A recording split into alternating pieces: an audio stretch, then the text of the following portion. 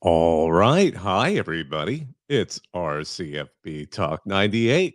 We're doing a Penn State show, and we're going to be talking Penn State with beat writer for The Athletic, Audrey Snyder. Now, I'm going to be joined by my usual co hosts, JD and Sirius, and we're going to get this thing fired up. So, thanks for joining us. It should be a good conversation about Penn State with someone who follows the team.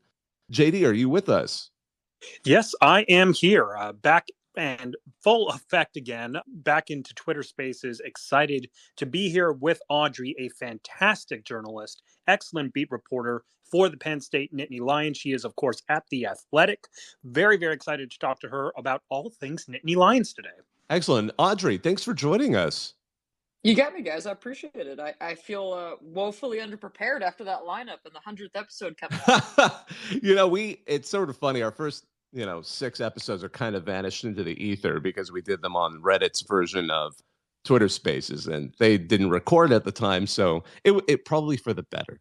For the better. I think that was actually the best thing that could have happened to us. You know, so one thing, just to warm me up, I remember this past weekend, obviously you live and breathe the Nittany Lions, but they won the most beautiful story trophy in sports, the Governor's Victory Bell. I remember I actually went to grad school at Minnesota, and the first time I ever saw it, I'm like, I didn't even know it was a trophy. This is like 20 years ago, but I didn't even know it was a trophy. But at least. Yeah, honestly, like I forgot about it until the game ended and I was down on the field and I was like, oh yeah, this is a trophy game. Like the most anticlimactic trophy game I've ever covered.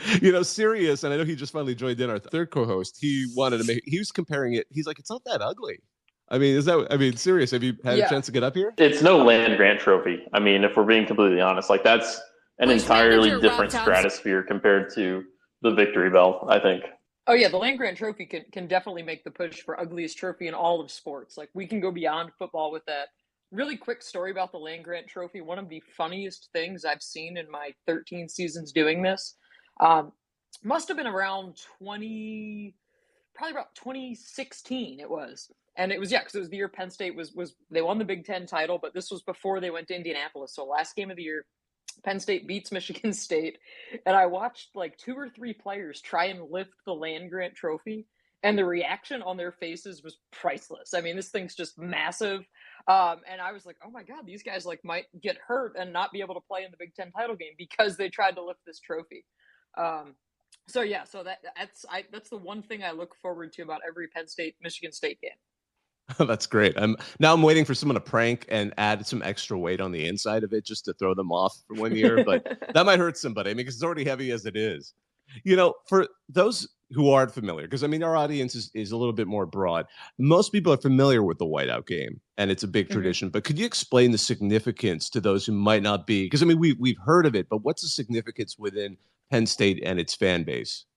Yeah, I mean, it's absolutely wild. And I know for a lot of people, like it's become a bucket list item because, it looks nuts on TV. And it's one of those things where, like, I've covered so many of them live that when you go back and watch the TV copy, you're like, oh my gosh, this is every bit as nuts as it was in person.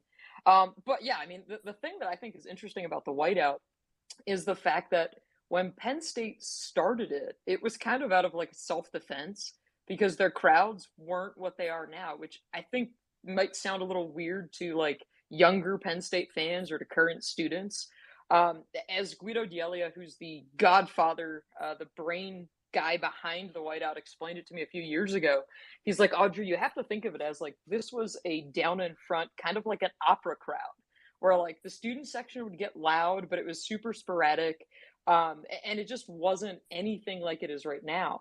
So they put this whole strategy together of like, all right, we have to have people wearing white because it looks really cool. But their reasoning was, all right, we're going to try this once. And if it doesn't work, like we're never doing this again. Like this is a one and done. It has to work. And fortunately for them, the first time they rolled it out, and again, this is pre-social media, which is the other thing. This is around like 07. And they actually had people stand at the exits, like student interns with signs and bullhorns telling people at the game the week before, like, wear white next week. And as Guido told me the story a few years ago, he's like, yeah, like I was standing up there looking out of the back of the press box, just like, oh my God, I don't know if this is going to work. Like they changed the storefront mannequins downtown, had them all decked out in white. They actually had students going door to door in dorm rooms, which like obviously you can't do that anymore. But they had them doing that to get people behind it. So it's, Penn State's built it up now. It's their thing. It's their signature game. It's like, you see the checkerboard, you see all these other crazy environments, and like that is their marquee signature event. So that's what last week was. But I think the thing that they've started to do more recently, which has been pretty cool, they do a stripe out, and that's what the Ohio State game is this week. So it's like the alternating blue and white sections, and that's looked really cool on TV too. So a lot of people were they were definitely mad that Ohio State wasn't the whiteout. But again, with these noon kicks, like you want that whiteout game at night. Absolutely, and I think the contrast of the stripes will look better at noon for sure. I can get the aesthetic choice Oh yeah. there. I remember you mentioned there's this new pregame tradition of a light show as a new Mm-hmm. wrinkle to all of this. And how does that work? Do they just fans download an app and sync their phones, or? Yeah, they had it, and it was synced up to the music last week pregame, and so like it looked really cool because like it was all these lights just going crazy at once. Like it was, I hadn't seen. Obviously, they hadn't done it before, and I don't recall seeing that at like any other stadiums that I've been to.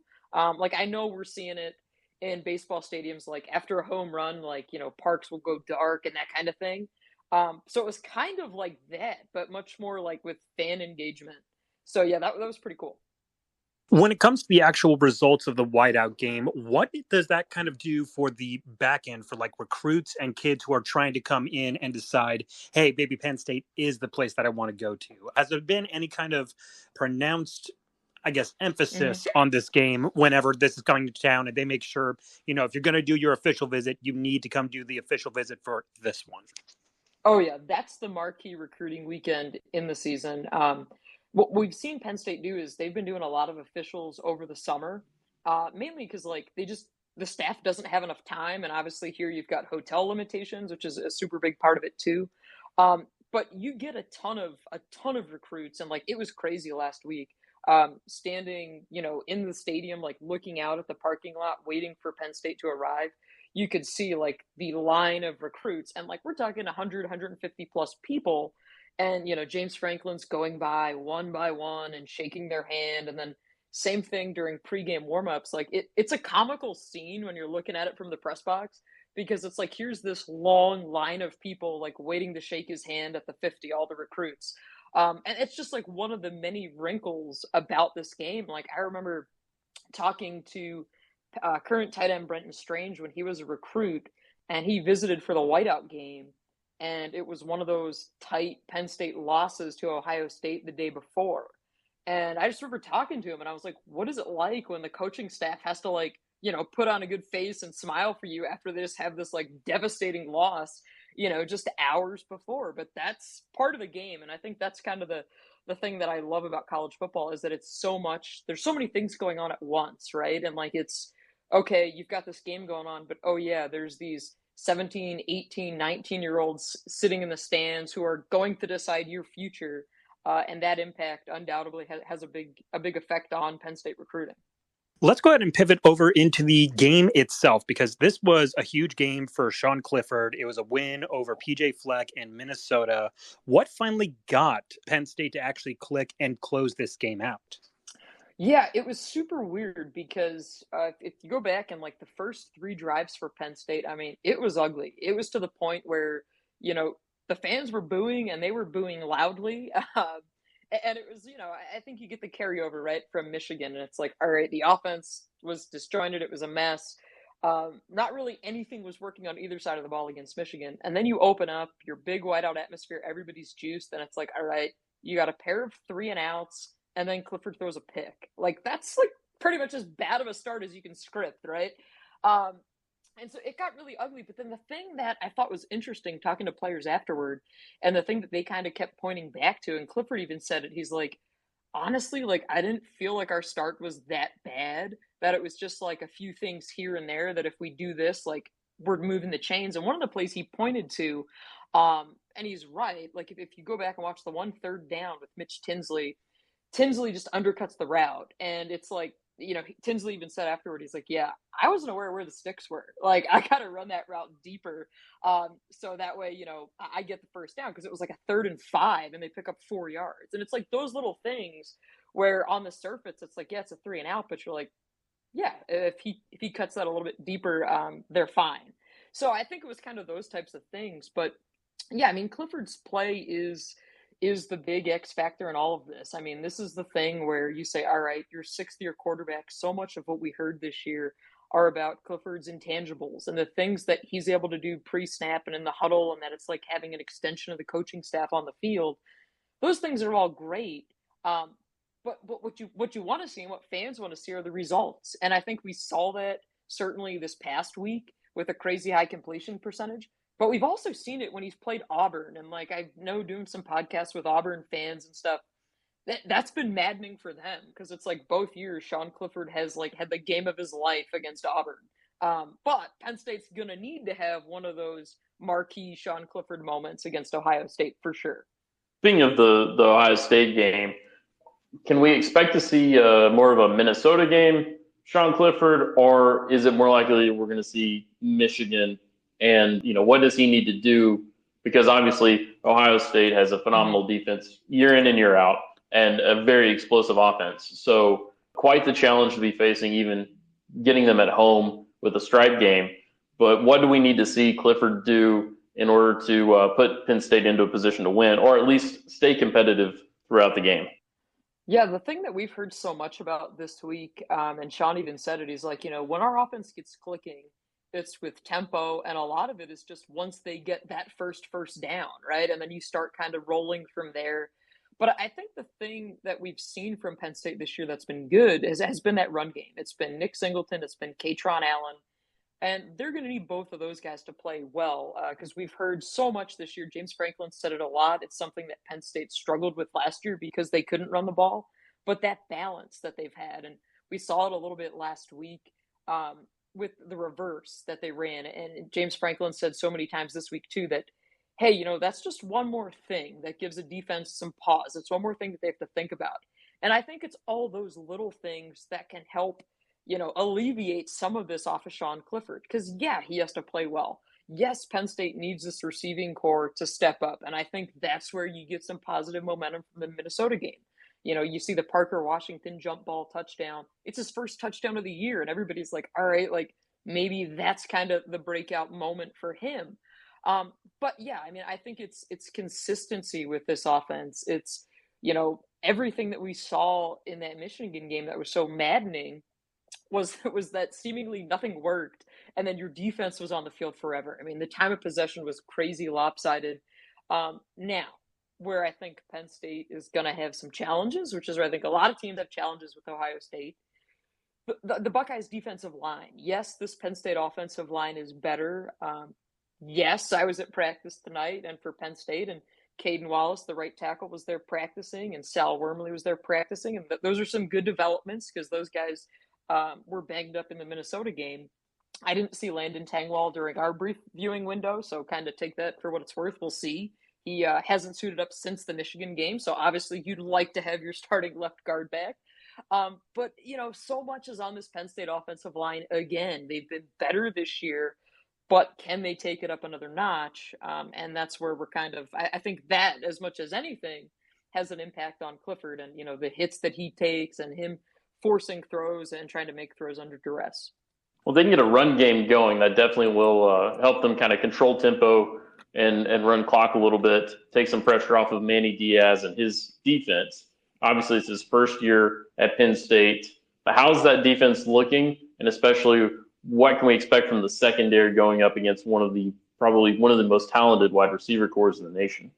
Yeah, I thought there was actually a pretty funny nugget on that tonight with that receiving core. We were talking to cornerback Johnny Dixon, and somebody asked him, what was, is this the best receiving core that you guys have faced, or like, is it the best since when?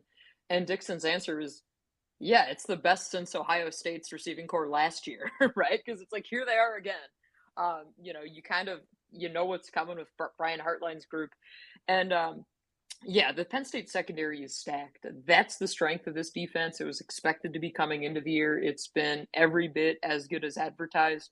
The matchup that I'm really excited about, that I think everybody's really excited about, is watching Joey Porter Jr. on Marvin Harrison Jr. So we can all feel really old for a second, but they're NFL fathers who we all watched play. But yeah, these two guys I think are going to be going at it. Porter's somebody, if you're not super familiar with Penn State, expected to be a first-round draft pick. Obviously, Marvin Harrison, the same deal.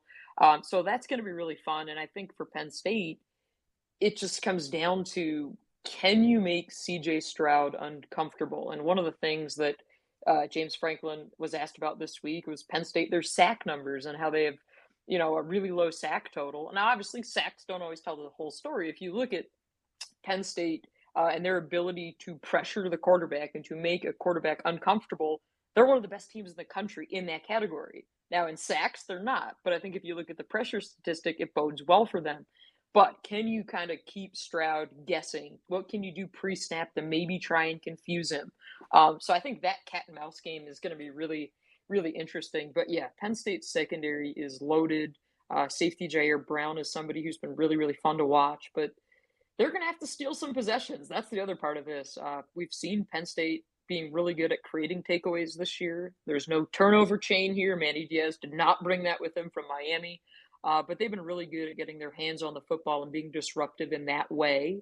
And I think that's what you're going to need. I mean, we saw them have a pick six against Michigan, but still, it did not matter because the offense just kept stalling out. I think one of the other things that's also really critical about this Ohio State game that I'm fascinated by is one of the big things for Penn State is they are 15.5-point dogs in this game. Mm-hmm. Now, one of the things that strikes me as highly interesting, and at least I want to know from a fan base perspective, I don't think Penn State necessarily wants to pay James Franklin the massive contract to be 15-point dogs to the favorite in the Big Ten. And especially after a game where you had, a blowout by the Michigan Wolverines. Maybe it's not as dire as, maybe the buyer's remorse that's happening at Michigan State right now with Mel Tucker or Texas A&M with Jimbo Fisher. But, James Franklin did not get this massive extension to be 15-point underdogs. I guess my question here is, what would James Franklin have to do to prevent any kind of that heat coming off of him? Because obviously the win is the answer, but could he lose close and still get that off of him? Could he cover and get that off of him? What's kind of that bar there? I think that when I think back on this series, you see the 2016 win, the scoop and score, Penn State wins 24-21. That's the moment where it's oh my gosh, how in the world did this happen? This program's back with Saquon Barkley. They go on, they win the Big Ten. Still do not get in the college football playoff that year, which was super, super frustrating for Penn State. They get left out that year, go to the Rose Bowl, lose in the Rose Bowl. But to me, the losses in 17 and 18, two games that they lost each by 1 point, 39-38 in 17, 27-26 in 18. For me, those are the kinds of losses that you look back on this program and you're like, oh my gosh, how different is the trajectory for Penn State if they would have won those games in 17 and 18. And I think that's when, when you're gauging James Franklin's success and the success of this program, we always go back to Ohio State as the measuring stick because that's the team you're always chasing year in and year out. And we see it on the recruiting trail with the rankings every year. It's oh my gosh, Penn State's recruited at this really, really high level under James Franklin. But oh yeah, Ohio State's recruited out of their mind. And that's this maddening kind of cat and mouse game that goes on with these programs is okay, Penn State, things are going your way in 16. It looks like they're going to break your way in 17 and 18 and they don't. And then, oh yeah, hey, in the last couple of years now, you've been passed by Michigan. And now Michigan's been able to crack into that upper echelon, into that playoff echelon, while Penn State's still on the outside looking in. To me, that's where it gets really interesting because you say, all right, well, Jim Harbaugh's been able to crack the code. Why hasn't James Franklin at Penn State? And I think it's one of those things where, you're 9 years into it. And I think maybe the challenge here or the problem here, and this might sound a little bit crazy, but the problem is that Penn State in 2016, it was they got better way quicker than people thought, right? Because you had the sanctions, coming off sanctions, 12, 13, 14, and then it's oh crap, how did this happen? And it's almost, his downfall is that they got so good so fast that people expected that they could sustain it, and they haven't been able to. And then you add this like generational Ohio State power on top of that.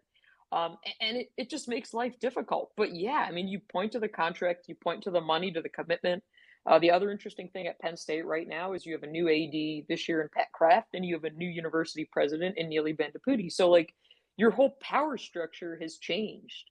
And so how does football fit into that? What are some of the things that James Franklin thinks he wants and needs to get into that next level? That's something I'm taking a look at this week on The Athletic. That'll be my big Friday story.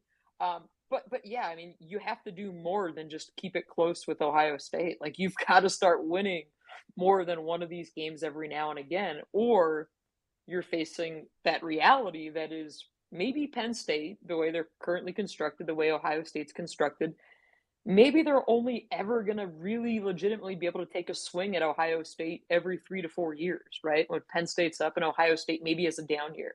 Like maybe that's just how this thing shakes out. I don't know.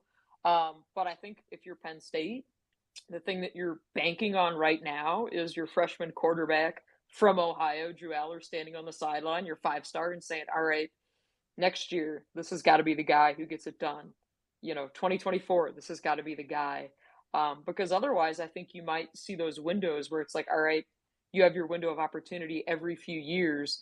And that's kind of the other part about what really was such a bad blow for Penn State in 2020, that COVID year, because I think that was the year that Penn State could have potentially pushed Ohio State.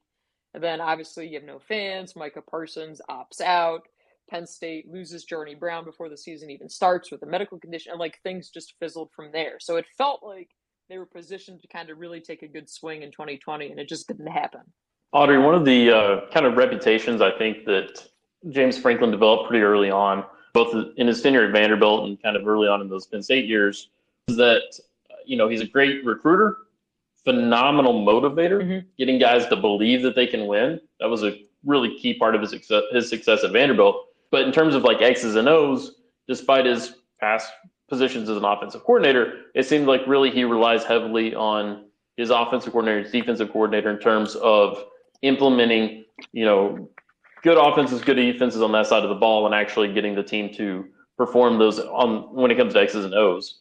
And of course, he lost Brent Pry, defensive coordinator, and a longtime staff member to Virginia Tech as a head coach this past offseason, and Josh Gaddis a few years ago, who seemed to be a rising star and had a really good tenure going to the rival Michigan. What does it look like with this current staff? Do you think that the pieces are in place there from a coaching perspective to kind of elevate the team enough, or is that still a little bit of a weak spot? Yeah, I mean it's interesting too, because like you can add to that kind of that coaching tree. You have Charles Huff at Marshall, who was here. He was part of that that Penn State staff in the Big Ten title game run. You have Tyler Bowen, who was somebody who then went from here to Jacksonville, was on Urban Meyer's staff for a hot second.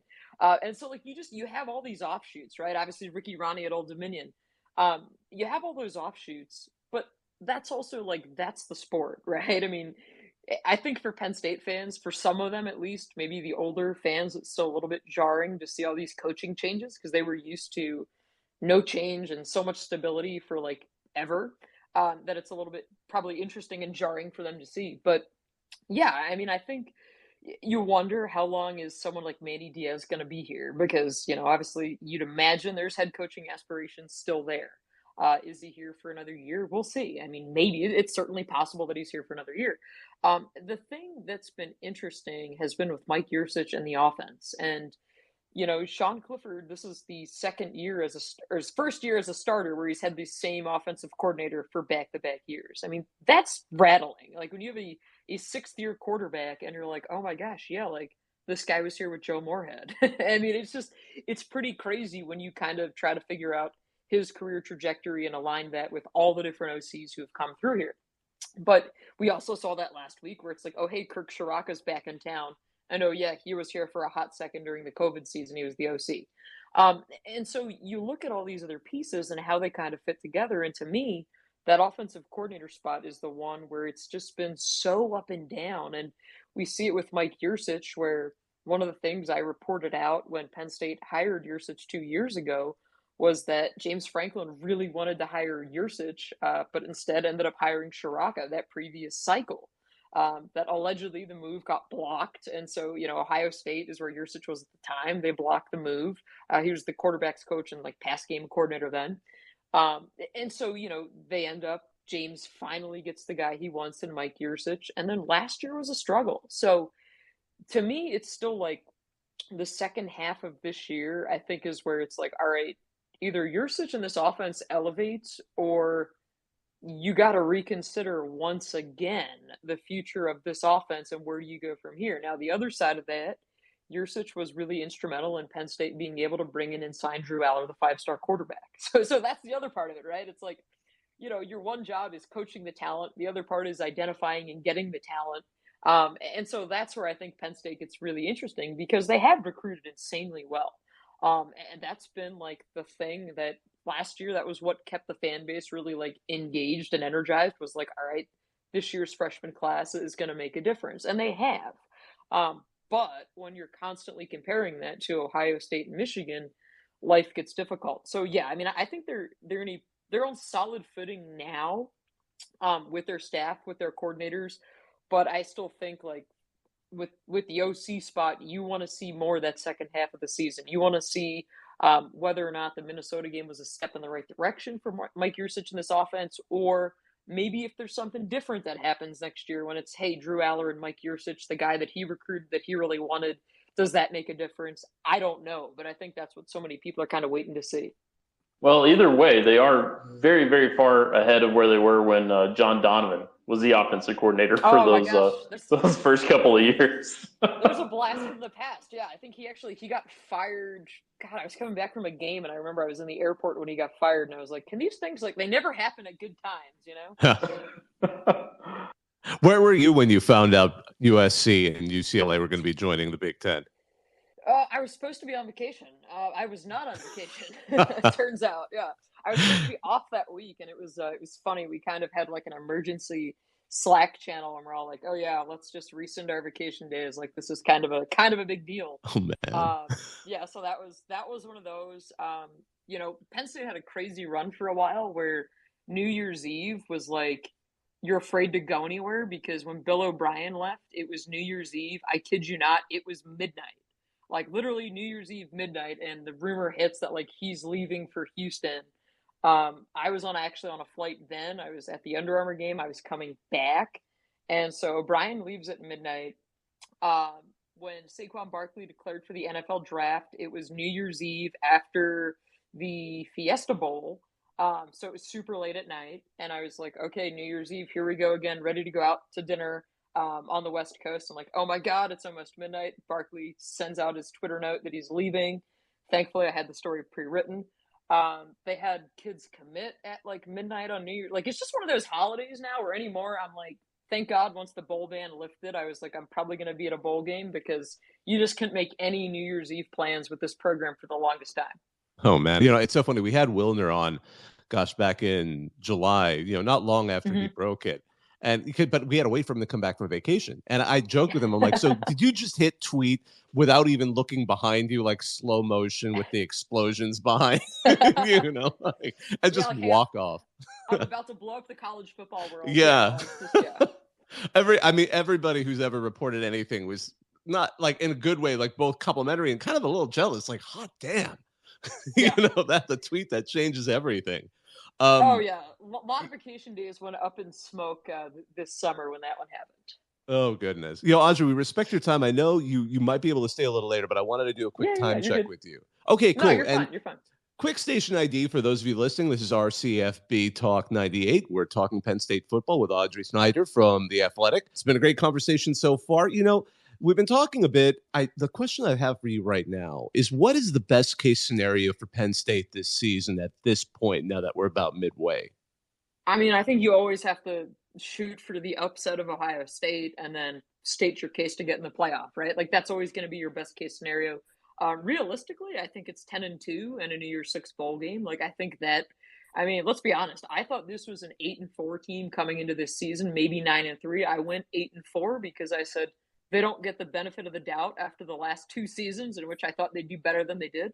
So, I went 8-4. It certainly looks like they should overshoot that mark. Now, I'm sure the Penn State fans listening are probably like, oh yeah, there might be a slip up along the way somewhere, because that's kind of how these things have seemed to play out in previous years. But I mean, I think that's the other point of this is you look at the playoff, and James Franklin has said this many times, and I do agree with him on this. When you look at the playoff, it's completely reimagined how fans gauge and view a successful season.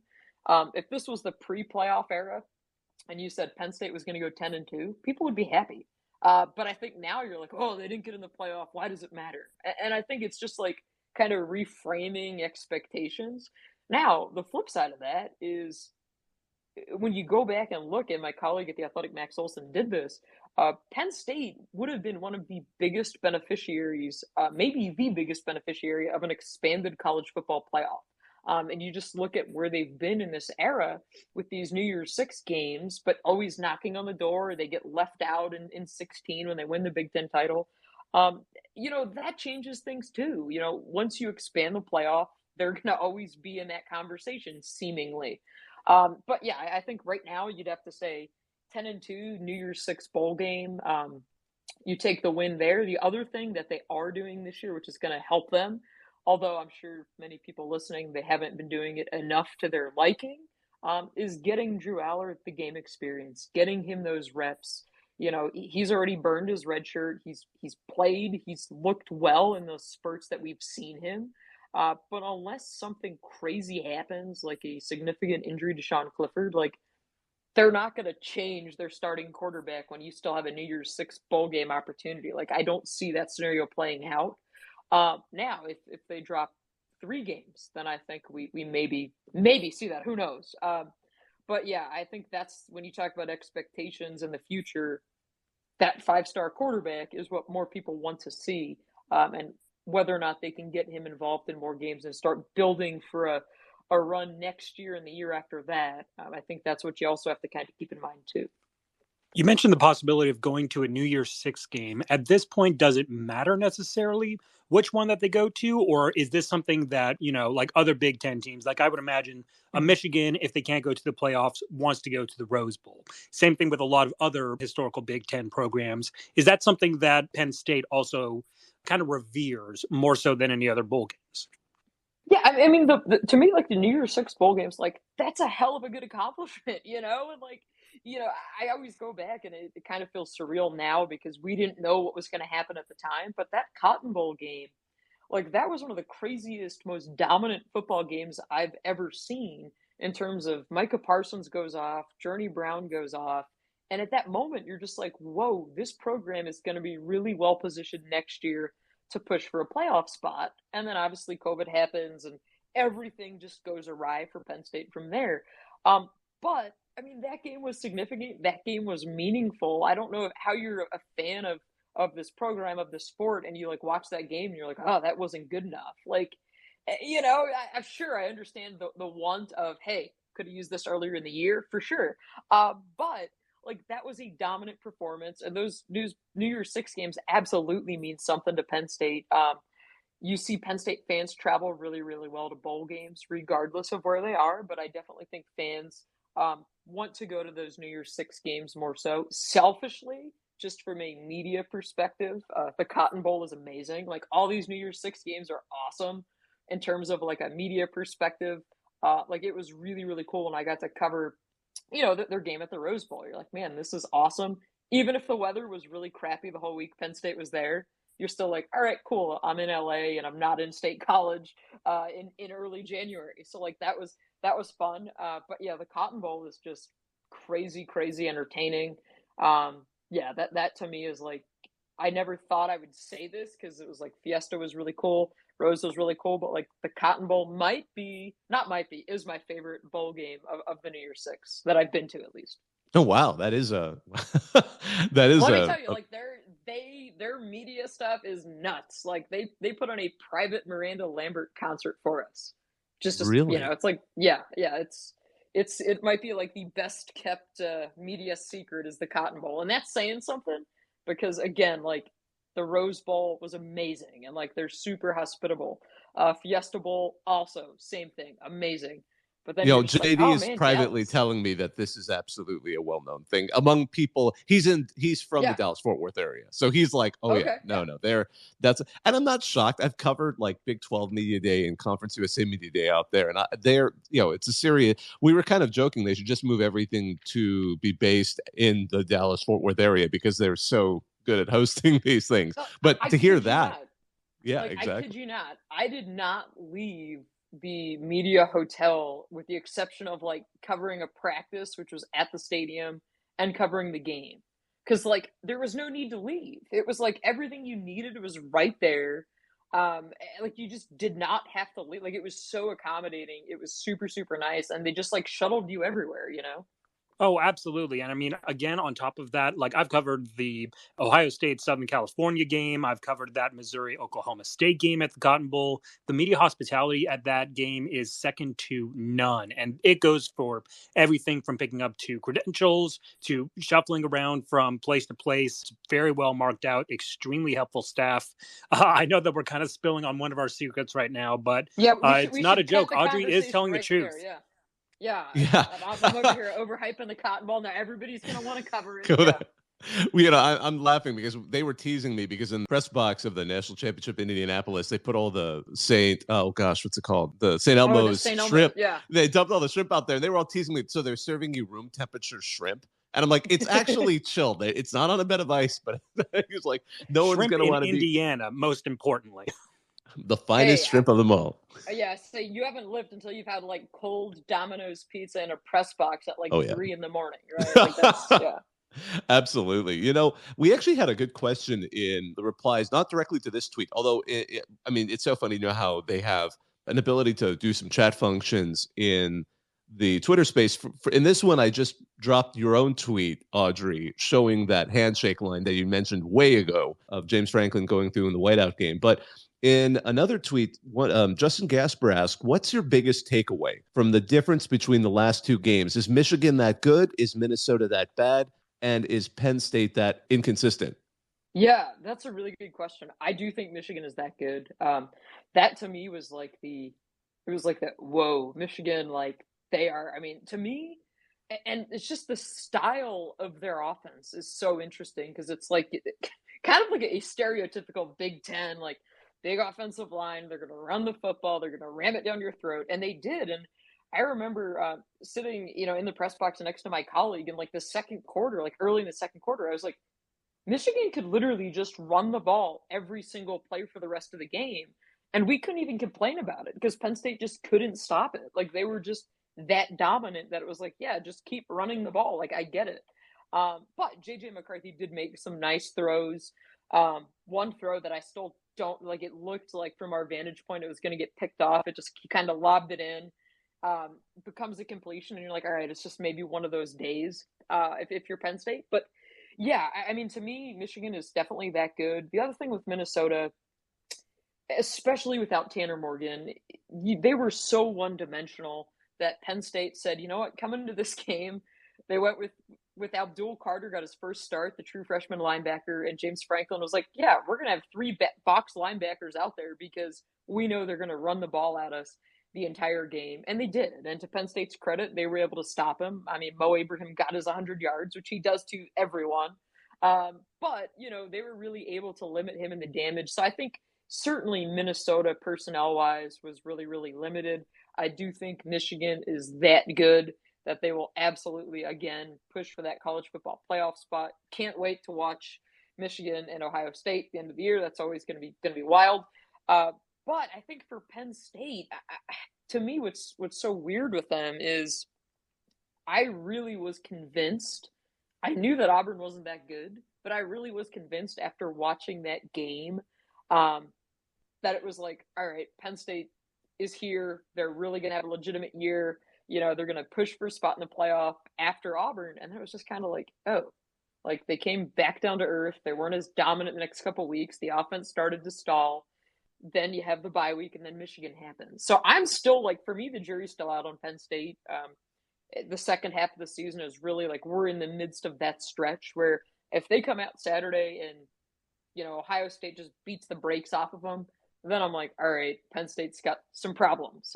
But if they come out, if they keep it close, if you see signs in that game that you're like, all right, like Penn State might be able to close the gap in the next couple years, then I think you come away from that game feeling pretty good about it. But based off of the way that people felt and watching that the way in which Penn State lost to Michigan, I wouldn't be surprised if it gets out of hand on Saturday, because Ohio State is that good. But if you're looking for something, kind of a silver lining here, these teams have always matched up well or better than they should have. When you go back and look at, the last 7-8 matchups with these two teams, they don't match up like a Penn State Michigan.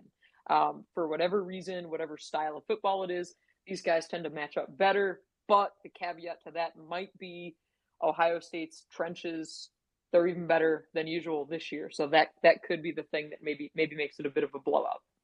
Audrey, I know that we're getting closer to that 45-minute marker, but I do have a question specifically for media access. You've mentioned before the ability to talk to players after games, being able to observe practice.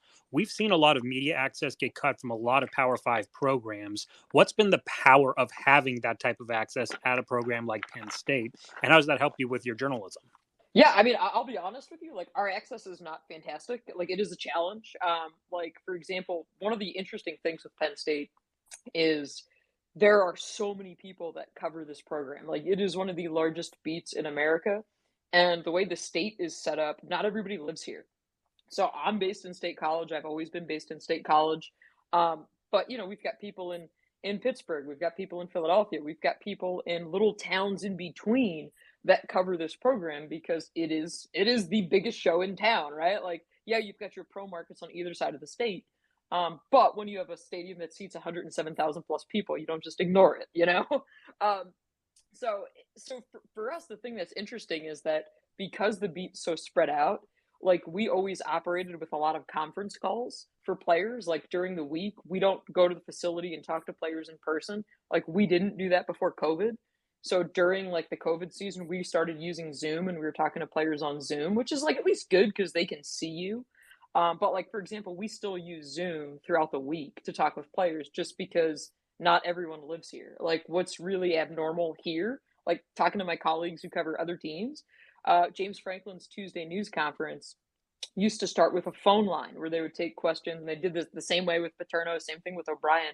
They'd take questions from people who don't live here that cover the team, right? So then they come to the people in the media room. So now they do that on Zoom. So like, I'll be sitting in the media room on a Tuesday and they'll take questions from Zoom first. And now they have like video boards in the back of the room. So it's just kind of funny because it's like Franklin's getting these virtual questions, right? And then like we're sitting there in the room kind of staring at them, while they go through maybe 6 or 7 questions before they get to the room. But that's just kind of the unique setup here because like this place is pretty isolated. You're in central Pennsylvania. Now, we see practice once a week, maybe 15-ish minutes. We see basic, like the same, pretty much same drills every single week. Like, we don't see 11 on 11 stuff. Same thing like preseason. Like, they're pretty restrictive in that regard. Yeah, I think you asked any reporter, we'd always want more access. You asked any reporter, we'd love to talk to people in person. But I think that's just kind of the challenges with it. And the fact that I'm sure it's easier for the players to hop on Zoom and talk to us as opposed to, hey, we need you to be at the facility to talk to a scrum of people or whatever it may be. So like, I get it. But it's also no doubt it's a challenge when you're on a beat with this many people and you're looking for unique story angles. It's hard, right? Because you ask a question on Zoom, everybody now has your audio and it's like, cool, man, I asked the question, like I need that, but maybe 15 other people used it. Like that's just the world we're living in, and that's just kind of everywhere too. Speaking of Coach Franklin and his interview questions, is he still doing I only talk about the next opponent from Sunday through midnight on Saturday and no other opponents on the schedule, and then we'll move on to the next game?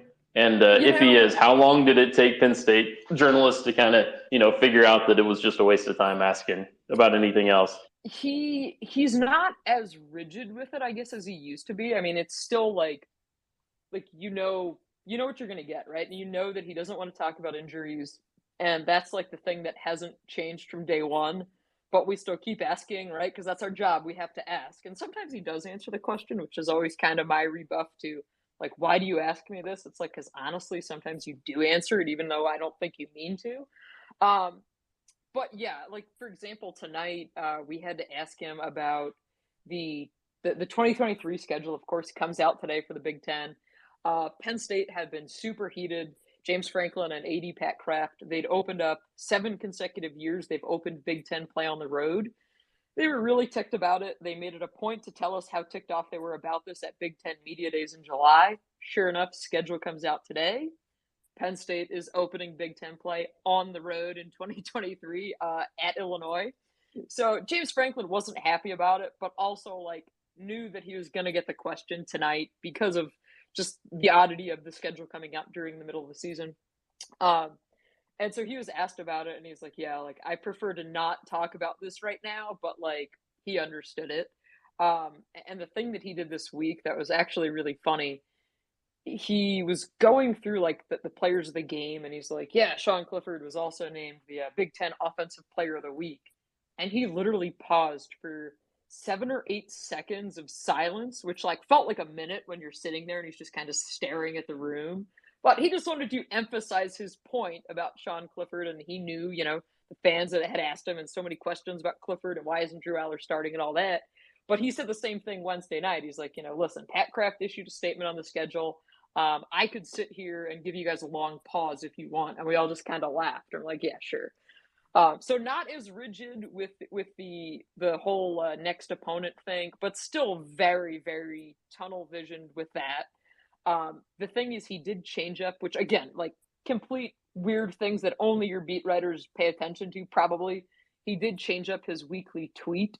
It's no longer like team opponent name, team opponent name, team opponent name, team opponent name a million times. It's now like we need everyone to go 1-0 this week or something like that. Because he was getting a lot of flack last year when they were losing, and like it would always be like the team name, team name, team name, team name. Then the opponents would like come into the comments, and it just became a whole thing. So he did mix that up. So yeah. Yeah, I have to admit, you know, as a side note, it's been amusing to watch programs start to actually lean into kind of zany humor with their own tweets, which they used to be, I think, a little too, you know, a little too dry, a little too stoic and stodgy. You know, so how, just kind of as we sort of slowly wrap this up, but I had a question for you. How important is Chad Powers to the future of this program? You know, that is like one of the most brilliant things that they've done. And obviously, like, they didn't know that it was going to be as big of a deal as it was, right? But like, they totally leaned into it. You have this whole like funny video. This whole thing takes place. Eli Manning was actually here for the whiteout this past weekend. So that was like really neat. That hadn't happened before. So you have Eli Manning on the sideline. You have this video that goes viral that's like really funny, shows your program in a different light. But the thing that Penn State was able to do, or that rather their collective was able to do, they were able to monetize that, and they pushed out these Chad Powers t-shirts, and they started selling them at the stadium. And Penn State's collective was then able to use all the money that they raised off of these t-shirt sales to then spend that money. They're going to give that money back. I don't know if they've done it yet. I don't think they have, but the intent is to give that money to Penn State's walk-ons. And these shirts were crazy popular around here. And I talked to the folks at the collective when they started doing it, and they're like, listen, like, yeah, we hope that, you know, we can do something for the walk-ons with this money. And I don't know what the number is up to right now. I wrote about it a few weeks ago.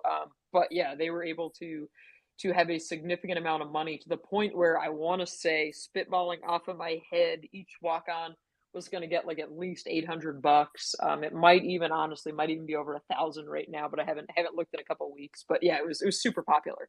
That's wonderful. Yeah, right. Like just crazy things like that, where it's like, and I like before it happened, somebody had told me, they were like, yeah, Eli Manning was on campus today, and I was like, well, why, right? Like it makes no sense. And the other cool thing, they were able to get a video out of that. For their punter, Barney Amore was put on scholarship this preseason, and Eli was here, and Eli like delivered the video and told Barney that he was on scholarship. So like again, like a pretty cool moment out of this. Yeah.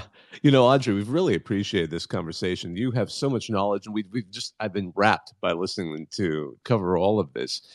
As we wrap up, though, could you tell our audience where they can find your work and follow you on Twitter and social and all of that Mhm. stuff? Yeah, for sure. So you can follow my work at theathletic.com. Got a bunch of Penn State stories coming out. Typically, I do more kind of enterprising, bigger picture looks. I got a pretty interesting story coming out on Friday about Penn State and their facility arms race and kind of how they try and compete and stack up with the Ohio States of the world in this like 365-day a year race. Like, right, we all focus on Saturday, but there's so much more that goes into it year round. But that's at theathletic.com. And then you can find me on Twitter at Aud Snyder, AUD Snyder, SNYDER 4. If you don't know the 4, I'll let you know a little secret. I'm a huge Green Bay Packers fan. So literally, this has been my screen name since like the AOL days. So it's just kind of stuck with me now. And I guess we can't change it now. So now it's just a bad look, right? Oh, I love it. That's great. Yeah. And by the way, I've enjoyed your writing a lot. If I encourage all of you out there to read, because it's obvious why you teach sports writing and news writing, because you have a knack for it. I mean, Thank you. I I appreciate that. I can't claim to be a great journalist writer, but I've been an instructor myself for a dozen years. It's like, yeah, it's something where the passion comes through and it's clear from your writing. So anyway, thanks for joining us. We really appreciate it. Yeah, no problem. I appreciate it, and I love all the stuff that y'all do for this beautiful, quirky, weird sport that is college football that we all enjoy. I appreciate the conversation. Amen. And who knows, maybe, as absurd as the Minnesota Penn State trophy was, maybe we'll get something between like UCLA and Penn State. They'll become like Oh blood rivals, make it ridiculous. no! Like, do you do like a suntan lotion bottle mixed with like a snowflake? What's the yeah? Like, we're gonna have to figure something out. Yeah, exactly. The Arroyo Valley or the Happy Seiko. I don't even know. I'm trying to think of the two. No, that's great. Well, Audrey, thanks again for joining us. No problem, guys. Take care. On behalf of myself, Bob Ekayeri, on behalf of my co-hosts, JD Moore and Sirius, thank you all for joining us. It's always a pleasure having these shows with you. Now, I'm going to hang up and listen.